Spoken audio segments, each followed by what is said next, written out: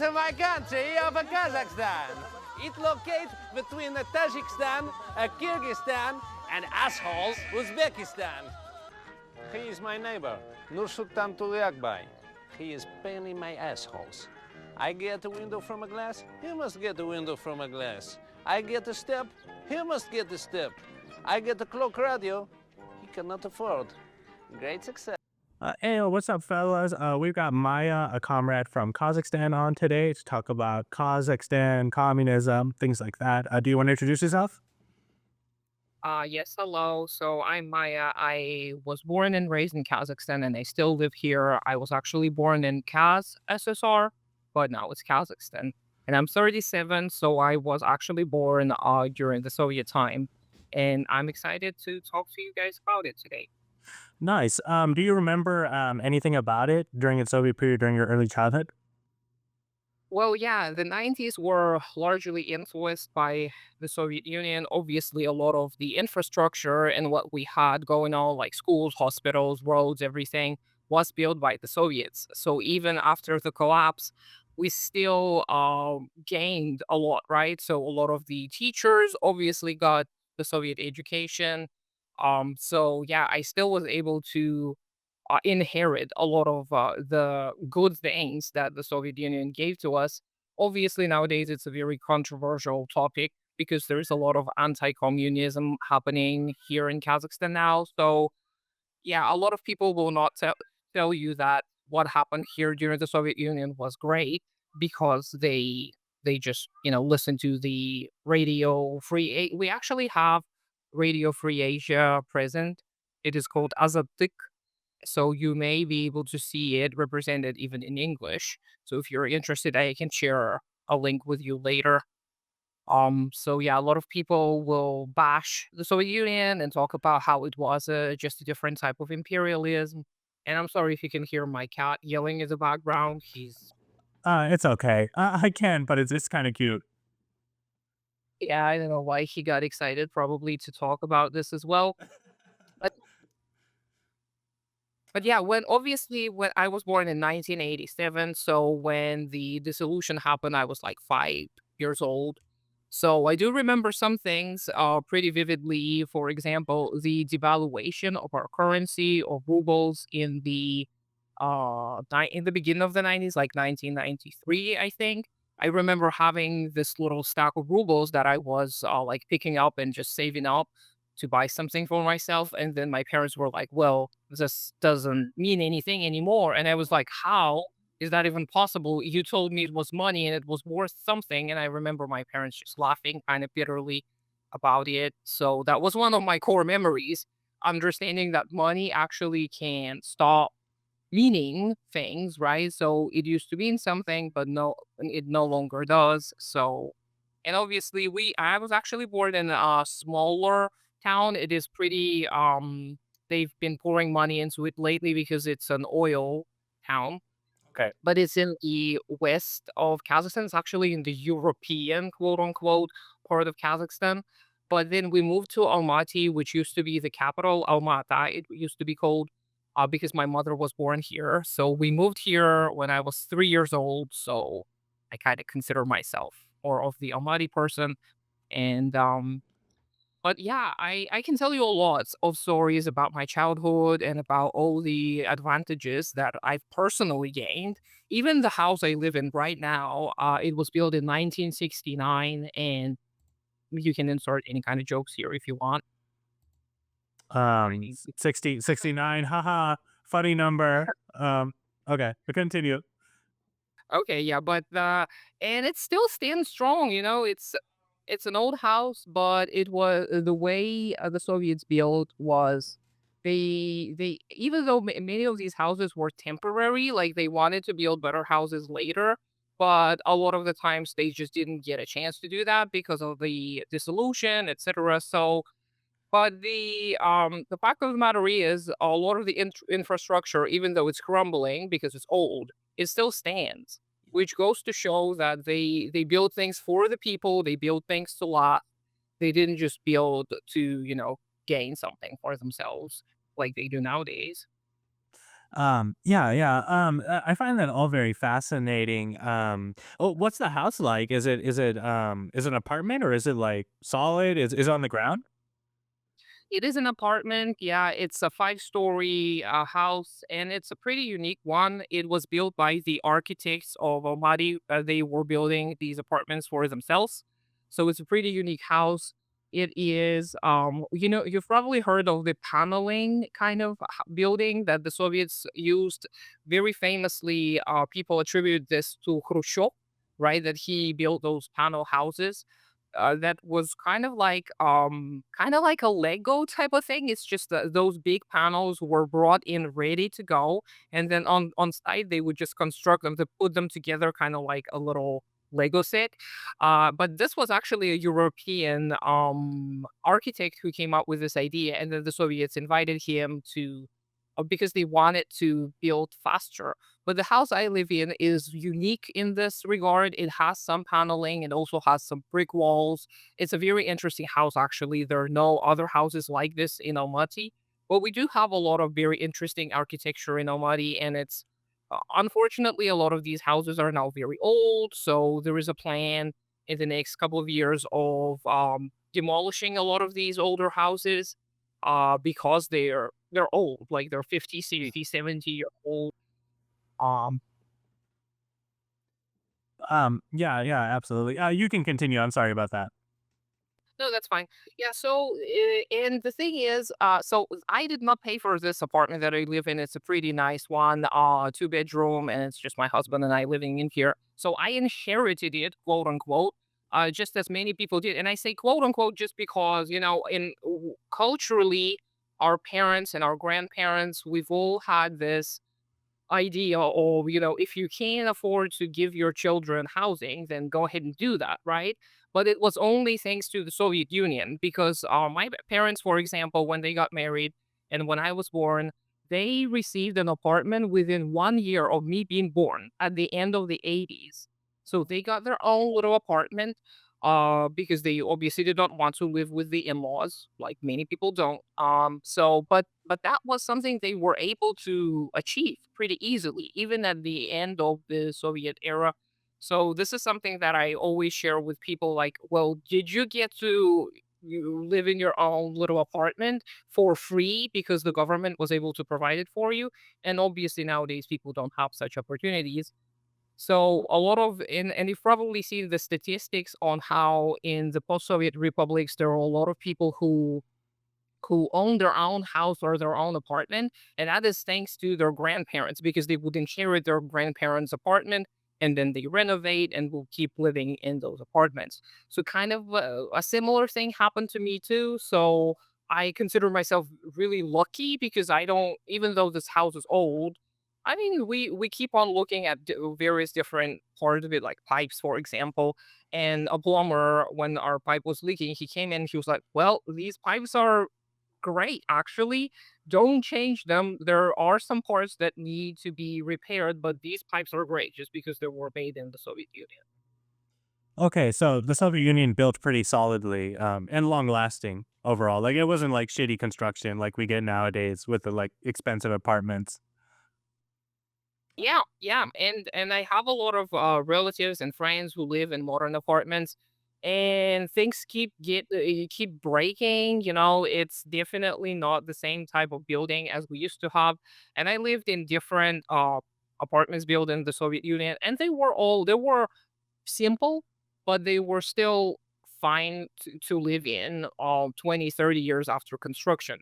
And nowadays, a lot of the more modern buildings, they're crumbling. People keep getting all kinds of trouble. Pipes burst all the time. Heating stops working. And a lot of people nowadays are complaining about modern apartment complexes.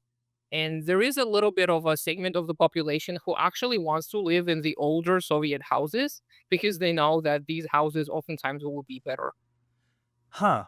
That's fascinating. You before you were talking about how a lot of people have sort of been fed anti-communism through your Radio Free Asia.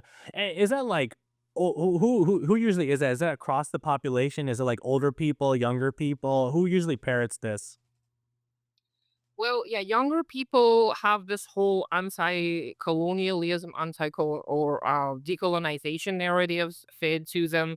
So they like to compare the USSR to, European colonialism, which obviously is not similar at all. But older people, we've got a little bit of a mixed bag here. So some older people, they do really still praise a lot of what happened during the Soviet period, but a lot of the things that they praise, they're not necessarily connected to. It's more like nostalgia, right? So it's not really sincere.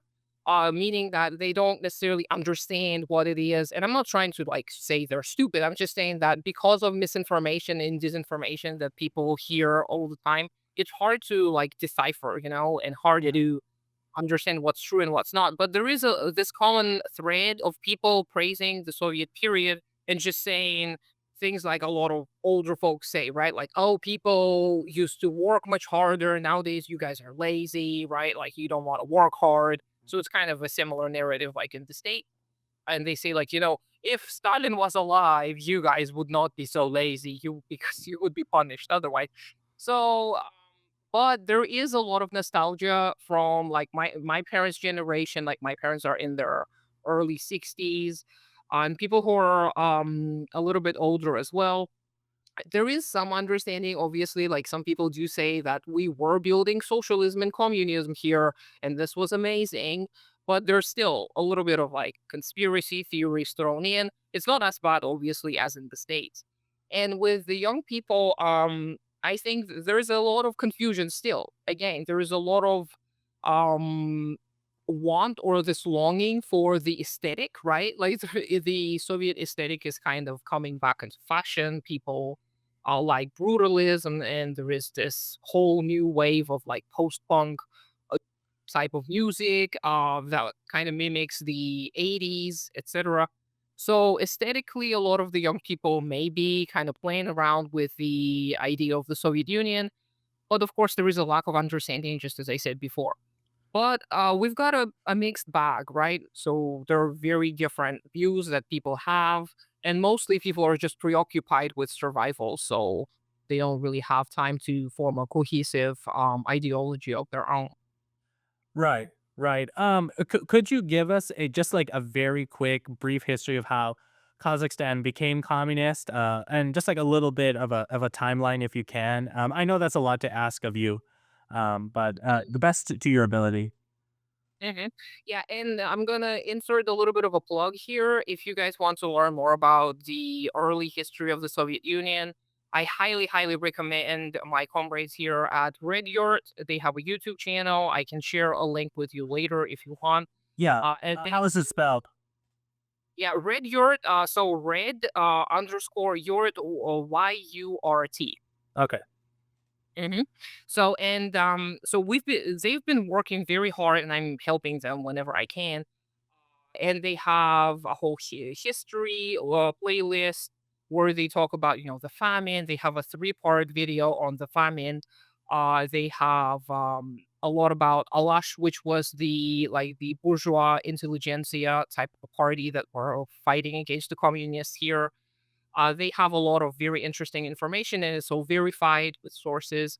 But from what and I'm not much of a history nerd, but from what I've picked up, so in the 1920s, the whole region was not very well defined, right? So the Kazakh people did not call themselves Kazakh at the time. We were different tribal groups that had their own names and their own dialects. We could understand each other, but it was very diverse. So because people were leading a nomadic lifestyle, they didn't really settle. So the word Kazakh didn't even exist, up until 20th century. People used to be referred to here as Kyrgyz, which this is what Russians called all the like Central Asian type of folk, right? But then, and the division kept changing, right? So like so this region also used to be known as Turkestan, which a lot of nationalists nowadays use. They use this word Turkestan to refer to themselves. And then, so the split was a little bit arbitrary, right? Like I'm not exactly sure how much say people had, but a lot of the people locally, they didn't really have a lot of the geographical concepts, right? A lot of people were illiterate. We had a very low literacy rate here at the beginning of the 20th century. And obviously the bourgeois, they were interested in, preserving power. So they would use nationalist arguments and whatnot to try and kind of skew the population's perspective. But so geographically, our borders were defined thanks to the Soviet Union. So some people like to joke about how it was actually Lenin who created Kazakhstan, and it wouldn't have existed otherwise. But of course, this is another kind of an extreme end of the spectrum.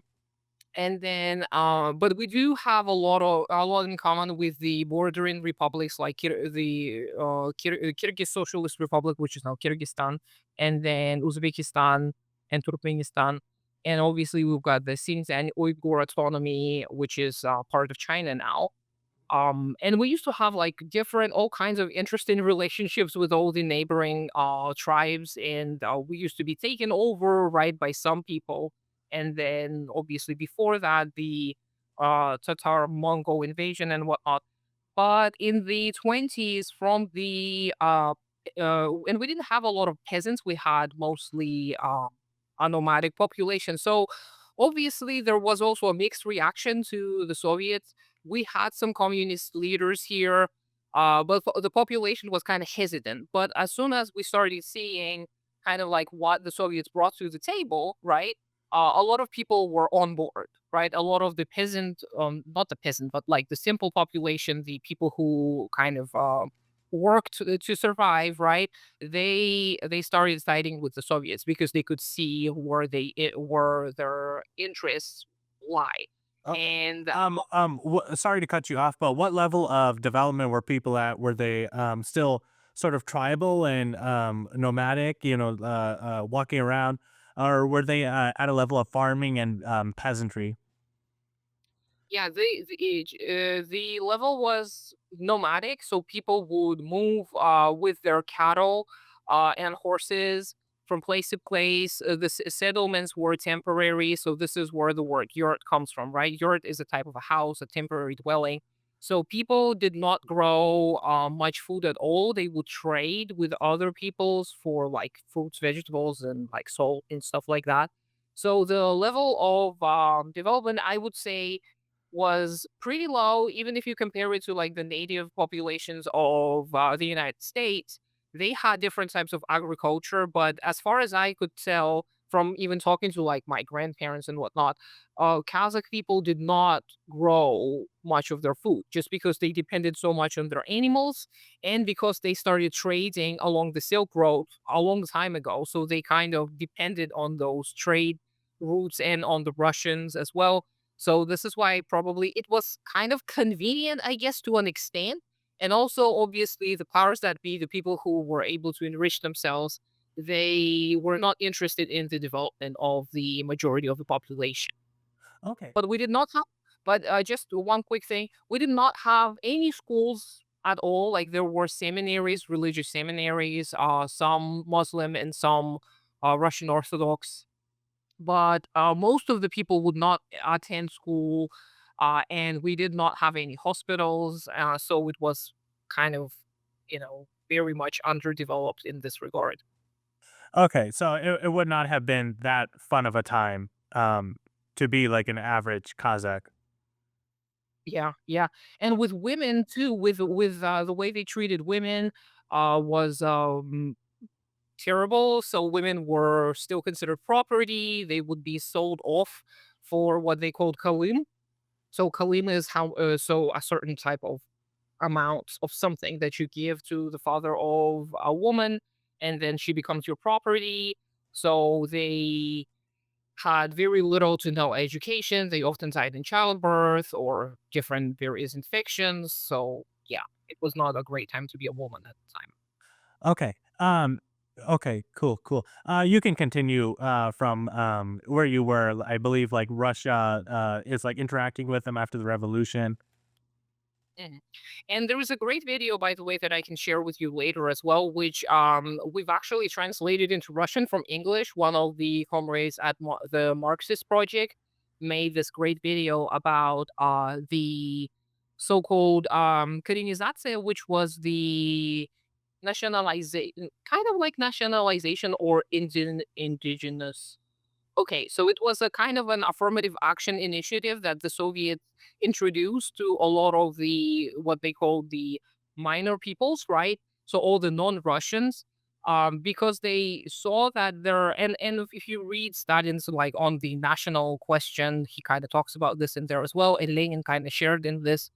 I will share this video later, and if you watch it, you kind of get a picture of what was happening at the time. But Okay, yeah, Russian. I'll include all of this in the description. Okay, great, great.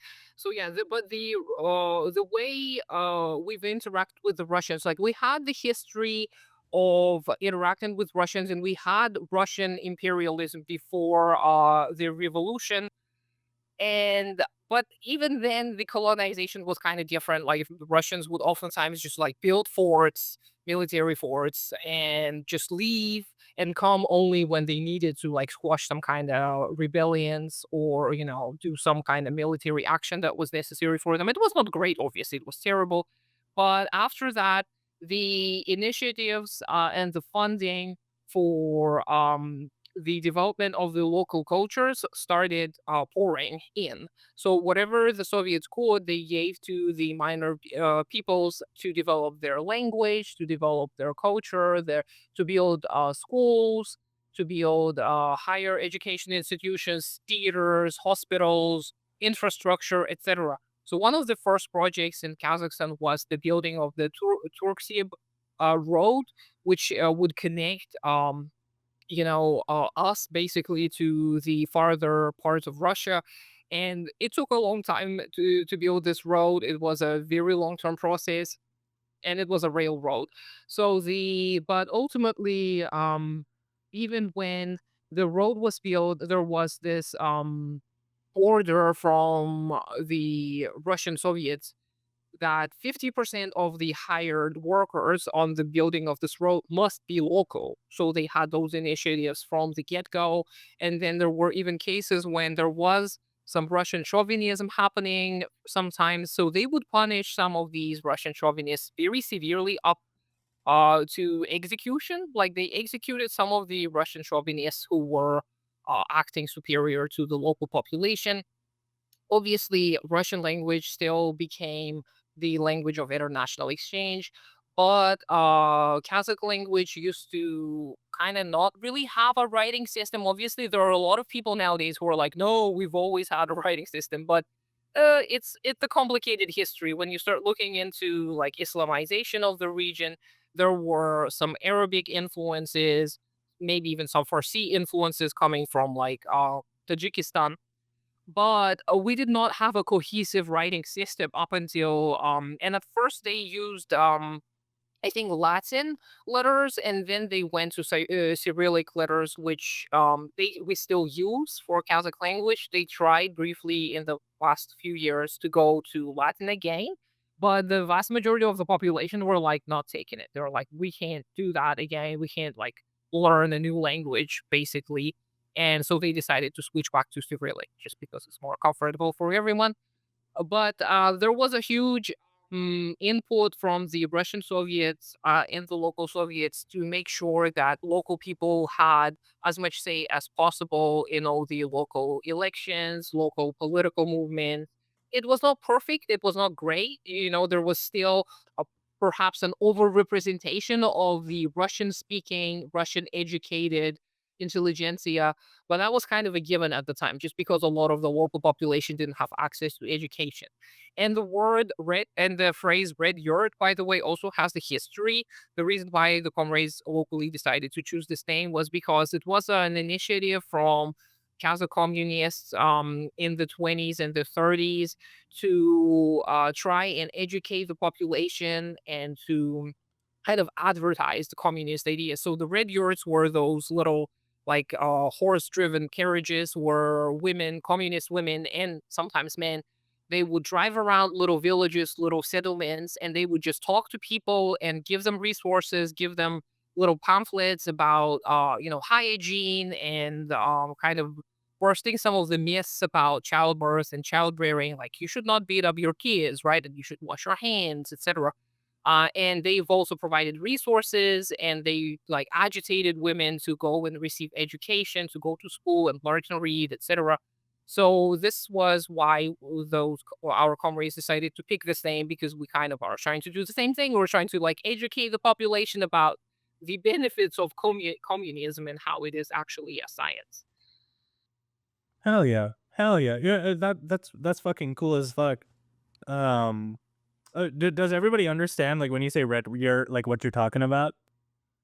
Well, we do have the names for it in Russian, so and in Kazakh. So mostly people know it in Russian, Krasnaya Yurta. This is how it's called in Russian. And in Kazakh it is called Kızıl Otao.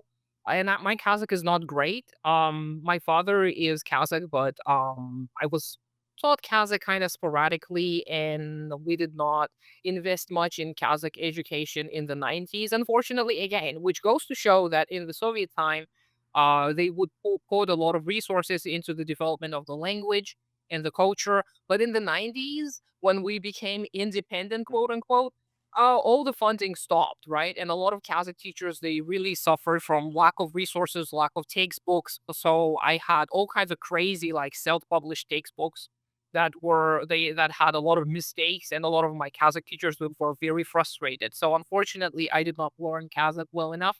I can still understand some of it and know some words, but my grandmother, for example, she was a teacher of Russian to the Kazakh population her entire life. So the collapse of sort of the Eastern Bloc, rather than making like Kazakh culture stronger, actually sort of weakened it. Well, and again, this is controversial to say. Nowadays, a lot of the people have this newfound national pride, which is very questionable, and it's kind of dangerous, unfortunately. So there's some groups, I think, that are, I don't know, I have no evidence to prove that, but that may be sponsored, by outside entities that are now proclaiming, all kinds of nonsense about our past, and they invent all kinds of myths about the history of Kazakh people, etc. But from what we can see when we analyze material conditions, of course, we can see that nowadays education and culture and the development of the Kazakh language and Kazakh culture, I would say, are in decline compared to the Soviet period. Because we did have a lot of amazing authors, amazing artists emerged during the Soviet period. They were all state sponsored, but none of them lived in poverty. And nowadays, people don't have that. People don't have access to such resources. And so as a result, sort of, you've almost sort of seen a Russification sort of the culture, like people have been losing the Kazakh language. Well, nowadays, it's again a kind of a mixed bag. In the 90s, just as I say, the Kazakh education was really not great, but we still do have a part of the population that speaks Kazakh only, like they don't speak Russian anymore. And it's mostly those like a little bit more remote areas where even the Soviets did not have enough time to fully develop those areas and build like enough schools and universities and whatnot. So we do have, and we also have a part of the population that refuses to speak Russian. Like they say it's a language of a colonizer, so they don't want to learn it. We also have a lot of people who speak both Kazakh and Russian, but they don't speak both of them well, I would say. They speak okay, they can communicate, but they oftentimes cannot read in either of the language. So it's a bit of a problem. It's an education problem. And during the Soviet time, as far as I could tell from, my older relatives and my mentors, you would be taught but either both or at least one of the languages really well, to the point of where you could go to any Soviet republic and continue your education for free, just because you were given the opportunity to learn a certain language. Nice, nice. Did post Stalin, did any kind of Russification affect Kazakhstan? I know their Brezhnev and others post Soviet leaders were a little bit chauvinist. Well, yeah, there's been again a kind of a mixed bag. There was a more chauvinism, I would say, towards the later period of the Soviet Union, and of course, it never fully went away. Like it's always been around, and there were always individuals who were racist towards the local population, and it was always considered to be best to speak Russian because it was, a language of education, and some people did see it as kind of look down on all Kazakh only speaking people, etc. So the whether it got significantly worse, it's hard for me personally to tell because my family mostly was Russian speaking. So both part of my family they succeeded because they went to Russian speaking schools, Russian speaking universities, and they had a lot of Kazakh speaking friends. So it wasn't like terrible, but it was slowly getting worse for sure. Mm. Um, how did World War II affect Kazakhstan? Do you have any personal stories from the Great War? Yeah, yeah. Every single family from the post-Soviet countries, we all have stories, and I have a lot of very interesting stories. So one of my great grandparents from my father's side, he actually died in Manchuria. So he participated, as far as we know, and we've only learned about where his grave was located just like several years ago because it was unknown. So we thought he died in the battle under Stalingrad, which was the famous, like one of the most famous battles, right? But he actually survived and he went on to help liberate Manchuria from Japanese imperialists at the later stages of World War II, or as we call it here, the Great Patriotic War. So this is where he died. He was 28 at the time, and he's buried there in Manchuria in a mass grave. Um, we've never visited, but I'm kind of curious to go visit. And so because he was 28, he already had children back at home. So that's good because this is how I'm here. Then one of my grandparents on my mother's side, his story is very fascinating and interesting, and I shared it on like TikTok. He was actually a child of the people who were proclaimed the enemies of the people, which used to be a death sentence. So most likely they were executed, and he was 8 years old at the time. He did not even know. I mean, maybe he knew, but he didn't want to disclose. But like his origins were very much unknown to a lot of our family. But ended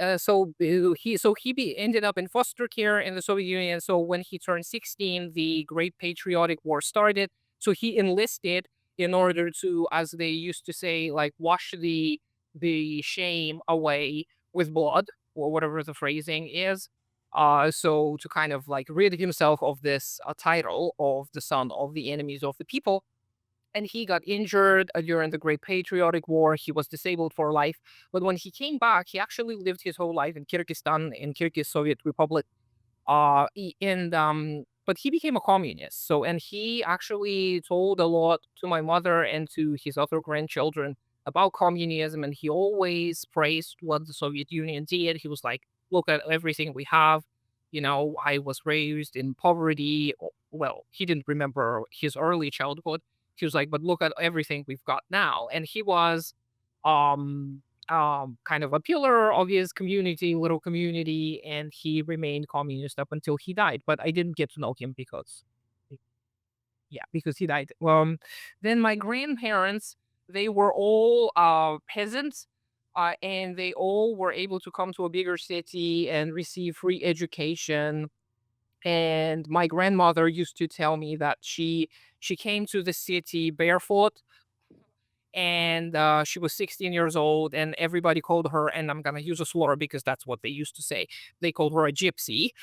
And because her grandfather or her father was like interesting looking, he had green eyes, curly black hair, and he had dark skin. So we have a little bit of a suspicion that maybe he was maybe of Iranian descent, perhaps, but we're not sure. But she received education for free. She was provided with a dormitory, and she became an engineer. Later on in life, she became one of the head specialists in her field. And my grandfather also, he came from a little village from Siberia, so he moved to the south because Siberia is not the best place to live climate wise. So he also received free education, free dorms, and a lot of the students who were A students, they would receive a stipend, so they were able to live very comfortably and study well. So he became an engineer as well, and he was in charge of the heating systems here. And up until his retirement in the 90s, he was one of the key specialists here in our city. Wait a minute. Actually, no, it was my grandmother who worked in the heating, and he worked in the water supply. Yeah, he worked with water systems. So, and then on my father's side as well, the my grandmother, who I already talked about a little bit, she was also from a small village, and she actually talked about the famine too. She talked about how they didn't have much to eat in their little village. So her mother encouraged her to go to the bigger city, get an education, and live a better life.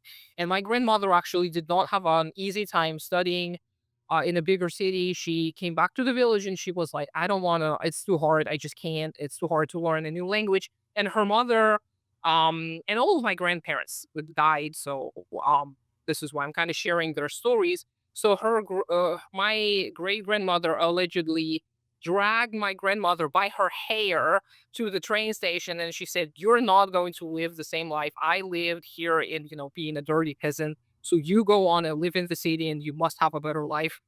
And so this you can see that the obviously it was not easy. And on my grandfather's side, for example, he had a lot of brothers, but the vast majority of them died of famine also in the like 20s and 30s. But those who did survive, those who did make it, they were communists during the 50s and the 60s. I still have my grandfather's partbillet, that he was a party member, a communist party member, all throughout his life.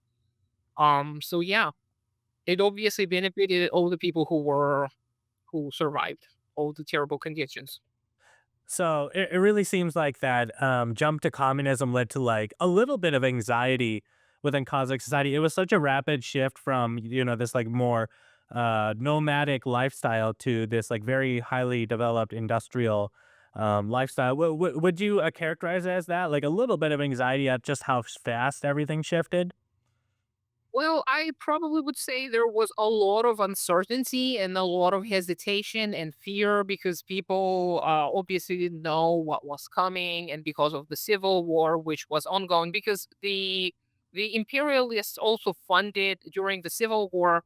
They funded a lot of the like gangs, and locally we also had gangs that were called basmachi, which were basically just like bandits who fought for whoever would pay them the most. And those bandits, they were obviously protecting the bourgeoisie, protecting all those rich landowners and large like herd owners. Mostly had large herd owners, which we called bai. And they of course fought tooth and nail against the Soviets because they did not want to give up their lavish lifestyles. Um, and their harems and whatnot. And then, of course, there was this resistance still, and some people, some common people, still would be led astray, by the stories of how, oh, these Russians are coming here to make us all like them, and they don't want us to practice our religion, and all kinds of lies like this. Some people believe that, but the vast majority of the population, they were provided later on with evidence that that was not true. So a lot of obviously during the 20s there was a lot of uncertainty and fear, but in the 30s there was a lot of this revolutionary optimism and a lot of like looking into the future and just enthusiastically trying to make the best of what we can. But definitely, throughout the entire history of the Soviet period, there were still hesitations, right? Because we had to survive a civil war, we had to survive famines, we had to survive the Great Patriotic War, and foreign intervention and foreign missions, right, by the CIA and whatnot. So people had never felt at ease, I would say, most likely during the entirety of the Soviet existence. That's just kind of a given. Okay, okay, for sure. And by the way, how did you find out about your great grandfather in Manchuria? Did somebody from China contact you? Well, my father was actually searching, so he has some relatives living throughout, different post-Soviet republics. So he was able to get a hold of some friends in Manchuria, and this is how he learned that.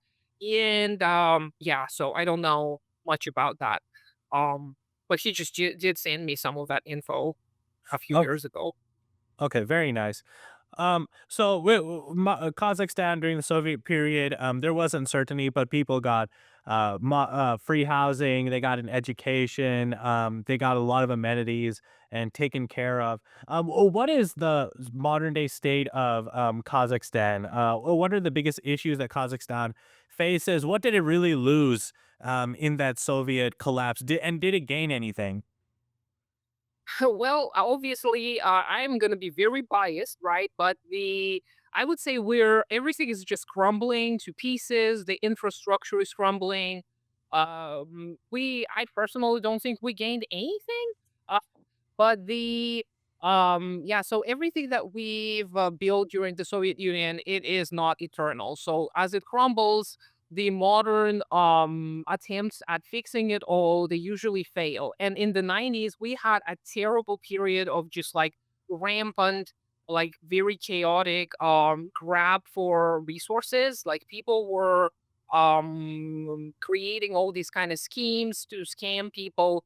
People got a hold of like large planes and factories and pieces of land, and they would protect it by force. They would have gangs, armed gangs protecting their property. So it was a complete and total chaos. A lot of people lost their lives because of this. We had a huge suicide wave in the 90s. A lot of people succumbed to alcoholism and drug addiction because they lost everything overnight. And those who did survive, all of the people I would say have CPTSD or something along these lines, just because it was terrible. Institutions, state institutions were shutting down. People lost their work. People lost their savings. Some people's house whose housing situation was uncertain. It became even worse. Some people lost their housing, and it was terrible. Now in the 2000s, it became a little bit better just because all of the money grabs and like resource grabs ended. So all the people who came to power, they remained in power, and then they started doing something about the infrastructure and the population because they didn't want to lose their slaves. And then the oil industry obviously flourished, and of course, the oil is still being delivered to everyone but us. We don't have our gas prices are okay, but we're very rich in oil. And the states, our mines are for our oil, Russia mines for our oil, China also does. When we've got some European representation as well. And we kind of it's from my perspective, okay, I'm not an expert in any of these, but from my perspective, we've kind of given up our resources to whoever, right? Whoever came in and claimed our resources, we were just like, fine, you can mine our, oil and gas, you can get whatever you want, as long as we get a little bit of a share. And it is changing now slowly. Like there has been some demands from the population to nationalize certain industries. Those claims were not huge enough, even though oil workers they continuously strike in the part of Kazakhstan where we mine for oil, not drill for oil. And the and so the government is trying to do a little bit of something to kind of ease the population and just to give some little crumbs to the population. And there's been a lot of the initiatives to build and but they build very much mindlessly. They don't have a plan. So they, for example, with housing, we've had very chaotic, like sporadic, just like skyscrapers being built all around our city, even though our it was prohibited during the Soviet time to build high buildings in our particular city because we are very much in an earthquake prone zone. We've had major earthquakes throughout the past century. One of these earthquakes actually destroyed this entire settlement at the end of the 19th century, I believe. So the Soviets knew that, so they were not building too high. But nowadays we've got those insanely tall buildings.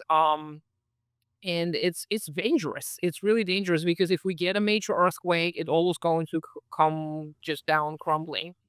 And education has got and the field of medicine, they have gotten rapidly worse. Yeah, it's pretty terrible. We are becoming more and more similar in our economic conditions to like the United States, basically, where everything is becoming for profit. Everything is becoming inaccessible to the people. So the poverty rates are rising, unemployment's rising. It's getting worse and worse. So I would say this liberalization or shock therapy that they did in the 90s, it was a huge disaster. It was one of the worst things that happened.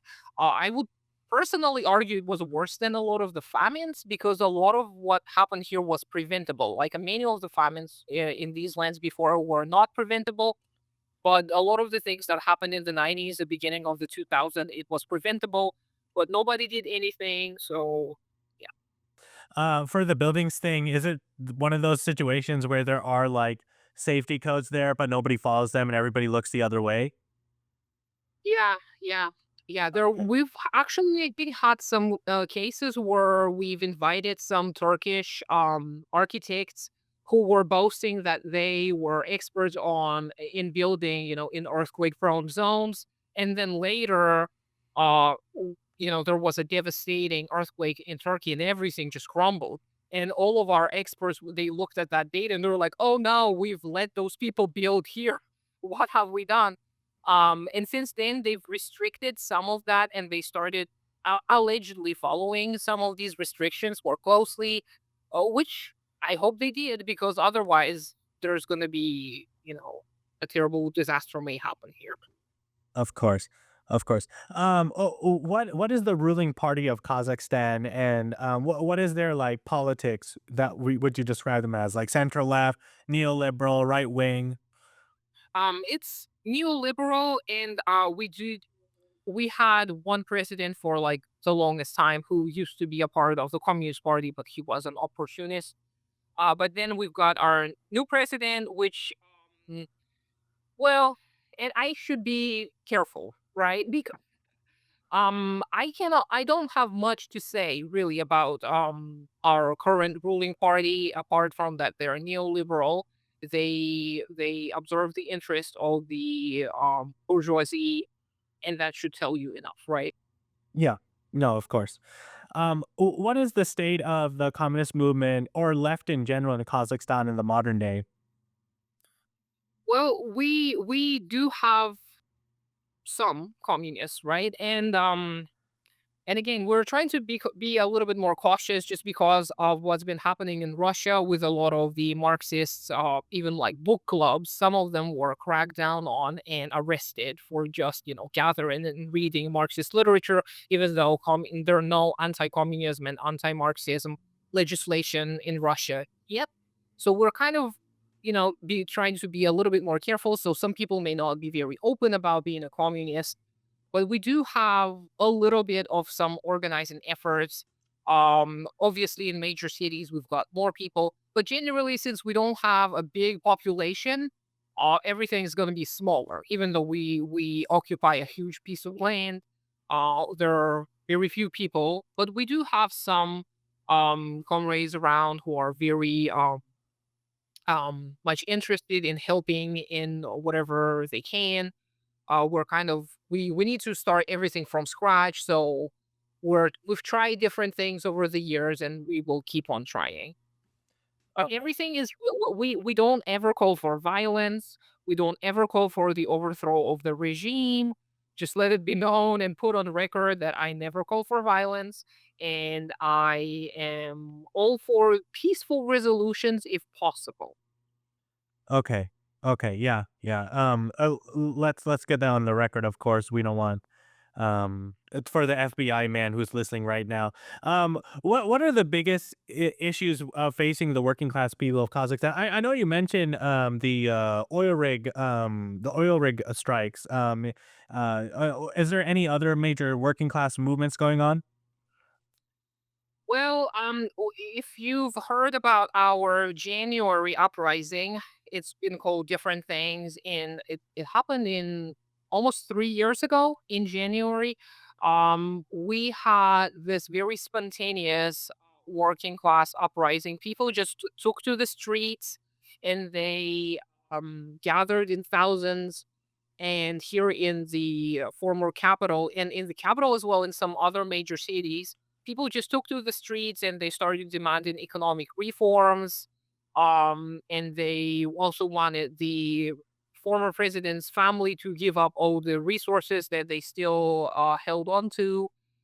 But it was, and we are still not clear exactly what happened. Like we talked to a lot of the people who participated. We did not participate personally. We just didn't get a chance to because they cut off the internet. They cut off all communications immediately as those uprisings started.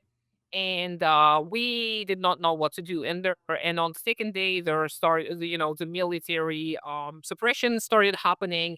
They've invited Russian special forces. I don't remember their name, but they kind of like the Russian National Guard, I would say, something along these lines. So they actually, our government asked Russian troops to come in and suppress this local uprising, Oh my and god. they did. Yeah, yeah, that was pretty terrible. So they did kill quite a few people, and they did. In the end, they said it was allegedly like some kind of a foreign intervention. They allegedly found some evidence that there were some terrorist groups that were just, do saying inflammatory things to people, and the people are all, like innocent sheeple. They did not know what they were doing. They were just following some bad actors. But from what we've gathered by talking to the people who participated, now there was a sincere desire from the local populations, from the people themselves, that were demanding economic reforms, that were demanding basically social democracy type of things. But they were then squashed, and many people got injured. Uh, we got to help some of the people with just some expenses and medical expenses and lawyers and everything. And some people still do suffer from the consequences of that. Like some people became disabled by this event. It lasted for a few days. So people were marching and they've even set some governmental buildings on fire. But since then it was, but it was not an organized and planned ordeal, right? So and after that, we've, all the loose kind of activists and communists throughout Kazakhstan started trying to unite because we see that there is obviously potential and we need to try and be more organized. And it's hard to do just because we don't have a lot of people who are interested in organizing, and also because of economic circumstances. All the people have to, work, sometimes work two jobs, and it's hard to carve out time to do some kind of activism. We also don't have really a history of organized anything, so because we didn't have to during the Soviet Union. But now we will need to kind of learn everything from scratch and just see what we can do. Right, because the Soviet Union already organized a lot of stuff for you guys, so this is all sort of Yeah. starting from square one. Yeah. Okay, okay. Um, wh- what is Kazakhstan's relationship with Russia, and how has the Russo-Ukrainian War affected Kazakhstan in that relationship? I know you mentioned that your government called in Russian troops, so I'm assuming it's like it's a very friendly relationship. Yeah, yeah, we've maintained a very friendly relationship with Russia ever since the dissolution of the USSR. And from the population, again, there is a mixed reaction. Obviously, a lot of people realize that we have like intimate economic ties to Russia, but there is some Russophobia happening, and especially when the Russian-Ukrainian war started, there was a lot of hate and also fear from the local population because they were afraid that we are next. They were afraid that, oh, it's Russia trying to grab all these post colonies and claim them as their own again, because they didn't understand. They didn't look into the actual reasons, right? They didn't look at the history of the region, the history of, Ukrainian of fascism, etc. But nowadays, and we've got a lot of people coming from Russia running away from military conscription because they did not want to participate in this war. And a lot of Russian since then were moving away from Russia. So Russia's been losing a lot of manpower because people don't want to kill, right? Other simple people. This is how we've actually gotten some comrades who are from Russia and they may be living here or in some other neighboring countries. But yeah, Russia so again, it's a mixed bag. Some people say that we have to have, great relationship with Russia, and it's all good and fine, and Russia is justified in their action. We've got a crowd who's kind of hesitant about supporting either Russia or Ukraine, and we've got people who obviously don't want any harm to be done to either populations, but of course they're highly critical of the government. So it's a mixed bag. There is very little, I would say, social cohesion. Like people would say very contradictory things. Sometimes they would say something very like nice and positive about like Putin and whatnot, and then in the next breath they would be, criticizing some of the things that have been done, and they would kind of contradict themselves. But that's again because we are exposed to the media from Russian media, obviously, European and Western media generally, and some local media also kind of switches its narrative depending on what more convenient to the powers that be at the time. So it's hard to judge. I would say that um generally there is no pushback against the Russian influence. There are some nationalists, however, and there are more of them nowadays. Okay. Um, Does your government is your government also wishy-washy on Russia, or does it maintain pretty good relations, especially since Russia has that oil interests? well, I would say that yeah, our government is more of a supportive force to Russia. I would say, yeah, just giving like very vague general statements about how we want peace, right? That we don't want anybody to get harmed, but yeah, no strong stands against militarization, as far as I could learn. Okay. What about China? What's Kazakhstan's relationship with China? And would you describe Kazakhstan as sort of a dependent nation on China or Russia, or within their sphere of influence, or would you say it has a little bit of independence? Well, yeah, we've always had very close relationships with both Russia and China, and we've always been very highly dependent on both. Just as I mentioned before, the Road was, a huge development for the local people. So, and we've had, again, we have with China, I would say their soft power techniques have been working pretty successfully. I would say there is more and more of a positive attitude towards China from the local population. The people used to always like laugh at China and be like, "Oh, everything is made in China and it's of poor quality." But nowadays, China has really proven that their productive forces are capable of amazing feats of development. So people are becoming much more the attitudes are much more positive towards China, and people are beginning to see how we are dependent on China's production. And because China's production so well developed, a lot of our like even food sources, a lot of the food comes from China. So I would not call us, that's again my personal take, I would not call us independent at all because we have not put enough into the development of agriculture ever since the dissolution of the USSR. And so, if we do not have China or Russia or any other neighboring republics helping us, we would not have enough food for our population, I would argue.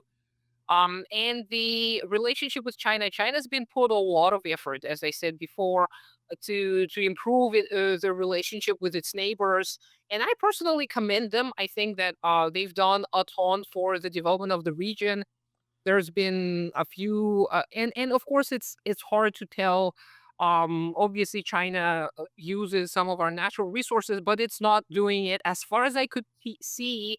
It never breaks the law, right?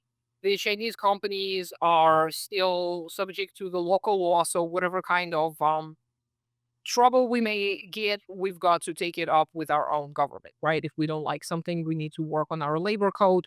And as for the infrastructure development and everything, China's been majorly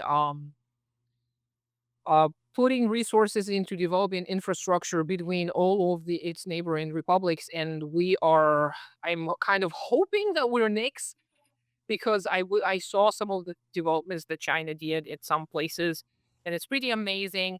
And we've also had visa. We don't need a visa anymore to go to China. Neither do the Chinese citizens. They don't need a visa. So we are seeing an influx of Chinese people just like living, doing business and whatnot. And I think it's generally going to bring, it's going to be a net positive for us. And again, I've been to the Xinjiang Uyghur Autonomy, their capital Urumqi, many years ago, and I saw it was pretty underdeveloped at the time. And from the pictures that I've seen and the videos of some comrades that I've seen from this region now, it's been very much developed in the past 20 years. And I'm kind of hoping that because we're right here, we're very close. We're hoping to be getting some of these benefits as well. President G, please give Maya a train, a high-speed railway. Please. Well, what do you think the immediate future for Kazakhstan looks like? In your personal, opinion, where do you think the country's headed in the near future? Is it a positive direction, negative direction, neutral direction? Yeah, it's hard to tell. But honestly, in the past few months, I've been feeling a little bit more optimistic about our future, just because I think geographically we are located in a pretty beneficial position. And a lot of our neighbors, they actually have a lot to share. And we also have a lot to share if we are, wise with our resource allocation. So I'm not too pessimistic about the future. Obviously, I see, the possibilities of like world war and like possibly even nuclear war because of what, the United States has been doing and because of, how Russia's been responding. But yeah, I'm generally optimistic just because I see that us being in close proximity to China, and that's again just that's kind of a joke, okay? So I've just been telling my husband, if everything gets terrible, we can always just run to China. Right, of course. Yeah. And I know that at least we won't starve there. Maybe we won't have the best life, but we are not going to starve there. Okay. Nice. One final question. How would you rate the Borat films by Sacha Baron Cohen and their effects on Kazakh culture, popularizing it? Are they based? Are they not based? Well, I've only watched one, I think, several years ago, just because out of curiosity. But obviously, I've known about it as a cultural phenomenon. I would say it has nothing to do with Kazakhstan, right? Like they did, well, yeah, though his influence is more like Eastern European, because of the kind of villages that he showed. They look more like Eastern Europe, or European villages to me. And obviously, it brought a lot of like attention to our region, and people were laughing. It's personally not my type of humor. I can appreciate it still. I mean, I wasn't offended when I was watching it because it has little to nothing to do with us. And he was more kind of making fun of the Westerners' perspectives, right, on the rest of the world, on the majority world. So I was like, yeah, I can see the joke.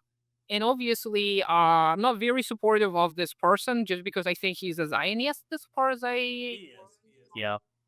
Yeah, so yeah, I mean, it's funny, right? It may bring some awareness to some people, may just start Googling Kazakhstan and being like curious about it.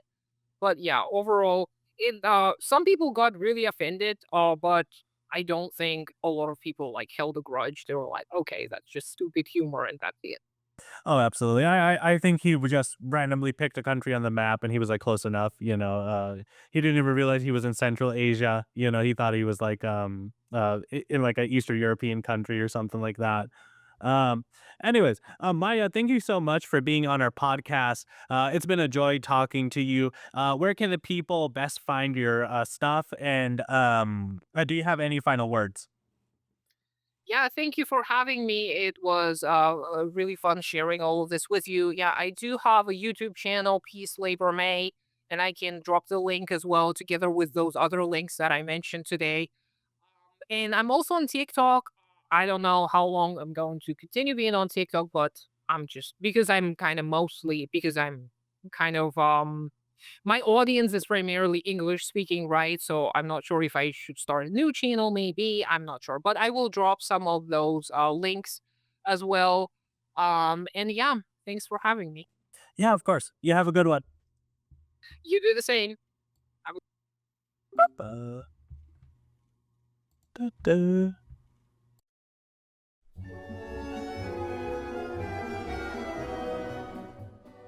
This episode of the Pokepreet Pod has been brought to you by our generous members on our Patreon. If you'd like to become one of them, go to patreon.com/thepokepreetpod. Thank you.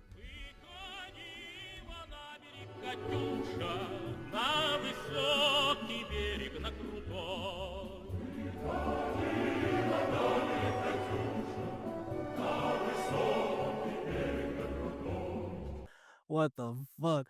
Glory to Stalin. I barely made it.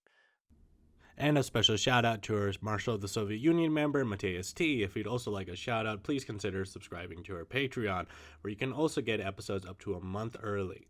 Thank you.